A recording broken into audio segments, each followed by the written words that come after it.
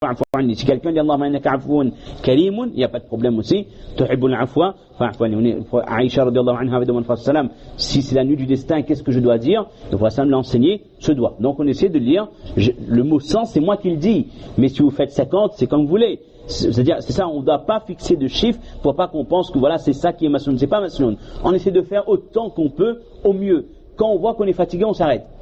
Tant qu'on voit que quand on continue à lire, on le ressent de plus en plus, il y a le iman qui monte, on est en train de vraiment maîtriser le dhikr. Ce dhikr qu'on est en train de dire, on le ressent vraiment, on ressent la grandeur d'Allah, on continue, il ne faut pas s'arrêter. Il ne faut pas s'arrêter parce que là on est dans une bonne voie. Mais quand on voit qu'on commence à se lasser un petit peu, là on s'arrête. On peut lire un peu le Coran, on peut faire autre chose, mais vraiment, le Coran c'est bien de le lire, mais on essaie de rester soit en salat, soit en dua. On a vu hier ou avant-hier, je crois que c'était Soufiane al-Thawri, rahimahullah, qui disait que moi, dans la prière, dans la nuit du destin, je préfère passer plus de temps dans les doigts. D'accord? Donc, voilà. Puis il y a certaines personnes qui disent aussi que, c'est ce qu'on voit un peu sur internet, qu'on essaie de faire les prières ratées, les qazas, comme on dit, hein, les prières qu'on a ratées. Je ne suis pas de cet avis. Je ne suis pas de cet avis, la nuit du destin, c'est pas une nuit pour faire les prières qu'on a ratées il y a 2 ans, 3 ans, les prières de rattrapage, c'est plutôt une nuit pour faire le qiyam ou layl. Ça c'est mon opinion, ça n'engage que moi. Puis vous savez aussi que concernant le qaza, dans certains madhab, il n'y a pas de qaza. Chez Imam Ahmad par exemple, dans le madhab, il n'y a pas le qaza systématique, comme nous on dit qaza umri et tout. Ça c'est juste une petite parenthèse, mais c'est plus grave encore. Pourquoi est-ce que c'est grave? Ça ne veut pas dire que elle n'a pas qaza, pas besoin, il fait non. Au contraire, c'est-à-dire qu'ils sont plus rigides. Ils sont plus durs. C'est-à-dire que la salat que tu as ratée, tu l'as ratée. On sort à où? Il n'y a pas de rattrapage. Il y a des gens qui disent que bon, écoute, ne me fais pas namaz, mais au travail, me fais kaza à soir. C'est comme si c'est devenu un automatisme. Écoute, je travaille, ma pause c'est jusqu'à midi, je ne peux pas faire autrement. Je reprends le travail midi et demi, jusqu'à 16h, je ne fais pas zohar. Qu'est-ce que je peux faire de mieux? Et la personne ne se fait pas de soucis. Pour lui, c'est automatique ça. Le soir, quand il a case, je rattrape mon zohar, mon asar, mon maghrib. Et pour lui, je suis un bon musulman, j'ai rattrapé. C'est comme si qu'au lieu de payer l'échéance c'était 14h, je paye à 16h. Ça ne se passe pas comme ça. Dans d'autres madhahib, la salat que tu as raté, il n'y a pas de rattrapage. Ce que tu as raté, c'est un fardeau. C'est pour ça qu'il dit qu'un mu'min qui perd une salat, qui a raté une salat, c'est pire que s'il avait perdu sa famille, ses biens et tout. Tellement il doit être triste. Le problème, c'est que si à chaque fois on s'habitue à faire le qaza, on n'est pas triste. J'ai raté, je rattrape, et je suis couvert. C'est comme si que je suis couvert. Donc, qu'on comprenne bien qu'on essaie de passer l'intégralité de cette nuit dans le tahajjud, dans les doigts et dans ces adhkar. On peut lire également le salatu al-nabi, hein, comme on dit ici les durud sharif, les tahlil, la ilaha illallah, la ilaha illallah, Muhammad Rasulullah, le sayyid l'istighfar et un peu de lecture de Coran. Maintenant, ça c'est un point important. Quand on fait la prière de la nuit, il y a des moments où on sera fatigué. Surtout si on fait des rak'at comme pour le qiyam pour le salatu tarawih. Quand vous sentez vos os qui sont fatigués, commencent à craquer, les jambes commencent à avoir un peu de crampes et commencent à se fatiguer, vous savez qu'est-ce qu'il faut se dire? Il faut dire, c'est comme si vous parlez à votre propre corps, vous dites que vous avez été créé pour ça. C'est pas qu'on va se reposer. Nous dresse Ali dit وَمَا خَلَقْتُ الْجِنَّ وَالْإِنسَ إِلَّا لِي يَعْبُدُونَ. Moi j'ai été créé pour ça. Ces os, ces muscles qu'Allah nous a donnés, c'est pas pour les défouler sur les terrains de foot, pour se faire des entorses, pour faire des ruptures de ligaments. On voit des jeunes faire salat sur la chaise et tout, oui, rupture de ligaments. Wallah musta'an. Le corps qu'Allah t'a donné, mon frère, le muscle, la santé qu'Allah t'a donné, c'est pas pour les éclater sur des terrains de foot. Utilise-les pour l'adoration d'Allah. On a été créé pour l'adoration d'Allah. On est fatigué, on a été créé pour ça. Mon corps, c'est un dépôt, c'est un amana. Il m'a été donné pour l'utiliser dans l'adoration d'Allah. Non, on ne cède pas. On ne cède sous aucun prétexte. Il ne faut pas qu'on se dise, là je suis fatigué, je fais une pause, je vais m'allonger. Vous vous allongez, c'est fini. On essaie de rester au mieux éveillé, on essaie de se motiver de différentes façons, mais on essaie de, subhanallah, bien ressentir que je suis là, j'ai été créé pour l'adoration d'Allah Azza wa Jal. Et se rappeler quelles sont les récompenses, Inch'Allah, le jour des comptes. Et il ne faut pas faire du dhulm sur son corps, certes, mais là c'est des moments importants, là on ne peut pas laisser ces moments-là passer. Et puis, le maximum de temps aussi, on peut passer dans les doigts. Comment faire les doigts? On avait déjà expliqué. On commence toujours le doigt en lisant la salatu ala nabi. Allahumma salli ala Muhammad, Allahumma barik ala Muhammad.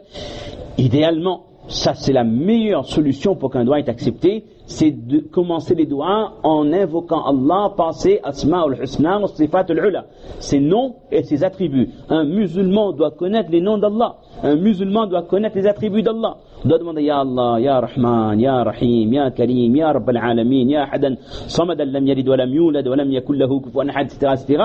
Et idéalement aussi, les ulama disent que mais ça c'est un peu plus technique, les noms d'Allah qu'on cite doivent être en rapport avec la demande.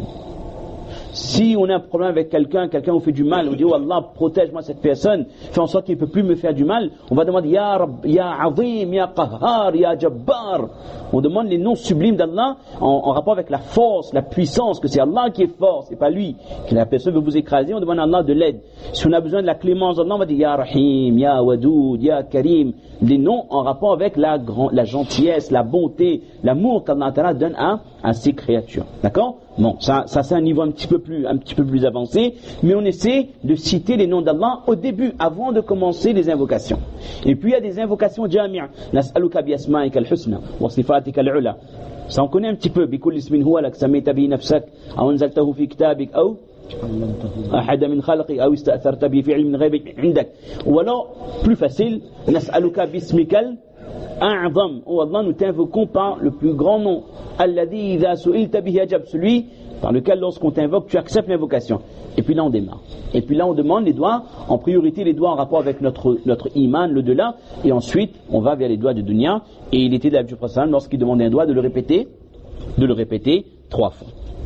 Dans les doigts qu'on doit, et quand on demande doigt, on garde bien l'esprit, on va terminer, qu'on est en train de s'adresser à Allah, celui qui est tout puissant, celui qui a rendu le feu, bardan wa salaman ala Ibrahim, celui qui contrôle tout, celui qui fait ce qu'il veut. Innama amruhu idha arada shay'an yaqulu lahu kun fayakun. Allah ordonne et la chose, elle s'exécute par ordre d'Allah Azza wa Jalla. On demande à ce même Allah qui a fendu la mer pour Moussa alayhi salam, ce même Allah qui a fendu la lune pour un Nabi alayhi salatu wa salam, ce même Allah qui a accordé un enfant Ibrahim alayhi salam un âge avancé. Si je suis papa, si je suis marié depuis 10 ans, j'ai pas d'enfant, quand je demande doigt, je dois me concentrer en me disant qu'Allah Ta'ala a accordé Ibrahim alayhi salam un fils alors que son épouse était très âgée. Allah est capable. Je dois penser l'histoire qu'on avait racontée il y a quelques semaines aussi. Maryam alayhi salam, Allah lui a accordé un fils sans qu'il y ait de père. Allah, il est capable de tout. Donc, on doit essayer de se rappeler de tout ça. Si c'est pour quelqu'un qui est malade, on doit se rappeler l'histoire de Ayyub alayhi salam. Allah lui a accordé la santé après une maladie que personne de l'humanité n'a connue. Tel degré de maladie, pendant combien de temps? 18 années de maladie, Allah Ta'ala lui a accordé la santé. Donc on doit avoir la conviction qu'Allah est capable de tout, et on doit se rappeler qu'est-ce qu'Allah Ta'ala a fait, les faveurs qu'il a accordées à ses prophètes lorsqu'il l'invoquait, il demandait doigt à Allah subhanahu wa ta'ala. Et moi j'aime bien, on répète l'expression, la phrase de Cheikh Maram ici hier, tout ce que tu as sur le cœur, tes rêves, tes péchés, tes défauts. Chaque être humain a des rêves. On a des attentes pour nous, pour nos enfants, nos attentes de réussite pour eux. Tout le monde, on aimerait voir un jour nos enfants réussir, avoir un beau métier, alhamdulillah, qu'ils soient autonomes financièrement, qu'ils aient le digne de leur vie, qu'ils aient une bonne épouse, que, alhamdulillah, ils réussissent, qu'ils aient une reconnaissance. Ça, c'est tous les pères qui veulent ça pour les enfants. Ça, c'est des sentiments naturels, ça. Mais à qui vous allez demander? Au président du conseil général? Du conseil régional? Au préfet? Au maire? Je dis tout, pour brasser, pour pas dire que nous avons des tendances. Est-ce qu'on va demander au président, au ministre? Non. À qui? À Rabbul Izzah. On demande à Allah Azza wa Jal. C'est celui qui prend les décisions. Parce que nuit du destin, mes chers frères, nuit de taqdir, où Allah prend des décisions pour nous. Où Allah, celui qui prend les décisions, prend les meilleures décisions pour moi, pour mon épouse, pour mes enfants, pour mes petits-enfants, pour etc., pour ma santé, pour Allah, tout ce qu'on peut avoir comme souhait, c'est vraiment le moment de demander à Allah subhanahu wa ta'ala avec conviction iman yaqin qu'Allah Azza wa Jal va accepter. Et puis dernier petit truc, c'est vraiment on est épuisé, il y a parfois des livres de doigts qui sont imprimés mais toujours on recherche des doigts qui sont thabit, qui sont authentiques, pas des doigts qui ont été inventés par un moun il y a 2 ans ou il y a 14 jours, d'accord? Des doigts qui sont authentiques, le prophète lisait régulièrement. Il y a des compilations. En général on les achète à Makkah, Medina. L'idéal c'est quand c'est traduit en français aussi. Donc là, ça c'est des petits livres qu'on peut amener qu'on peut acheter quand on va en Umrah et tout, si vraiment on est KO, on n'en peut plus, et on est à court d'idées, et qu'on craint de s'endormir, on peut se motiver de la sorte, prendre un livre de doigts et lire un petit peu les doigts en arabe, et puis le lire en français aussi, mais on essaie de rester, Inch'Allah, éveillé et faire les. Ça, c'est des astuces, c'est des trucs pour essayer de meubler au maximum la nuit. Et après, deux choses, après le ibadah, il y a trois choses. Un, on doit avoir conviction, avoir espoir qu'Allah accepte. Espoir qu'Allah accepte, et comme c'est un verset du Coran que j'essaie de me rappeler, ça ne me revient plus, les Sahaba, après avoir accompli les actions, ils avaient peur. Ils avaient peur. Aïcha a dit au prophète d'Allah, peur de quoi? En rapport avec un verset, il dit, est-ce que c'est quand le pécheur a fait des péchés, il a peur? Il dit non.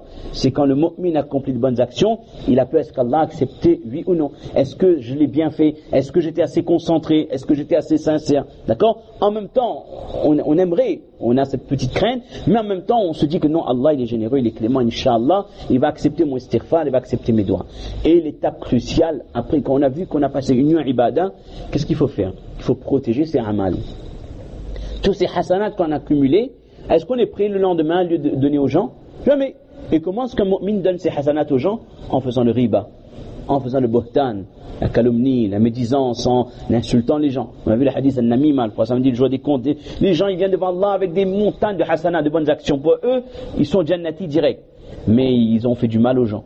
Et donc, le jour des comptes, Allah Ta'ala prend les bonnes actions et donne aux gens. Donc, les actions qu'on a fait, après les avoir accomplies, il faut les protéger. Et la meilleure solution pour les protéger, c'est contrôler sa langue. Et essayer d'éviter au maximum les péchés. Mais chers frères, qu'Allah nous accepte. On était un petit peu long, mais maintenant, les autres nuits impaies, on fait plus de programme. Parce que les nuits impaies, dès que c'est fini, on rentre à casa direct, d'accord? Les autres nuits impaies, on fera plus de programme, mais qu'on se concentre, Inch'Allah, sur cette nuit de 23e, la 25e, la 27e et la 29e, et qu'Allah choisisse chaque personne présente de cette assemblée, pour être parmi les personnes qui seront présentes lors de la nuit du destin. Qu'Allah donne tawfiq de faire le maximum de a'mal, et qu'Allah accepte nos du'as, nos invocations et nos istighfars. Subhan rabbika, rabbil izzati amma yasifun, wa salamun ala al-mursalin, wa akhiru da'wana, anil hamdulillahi rabbil alamin.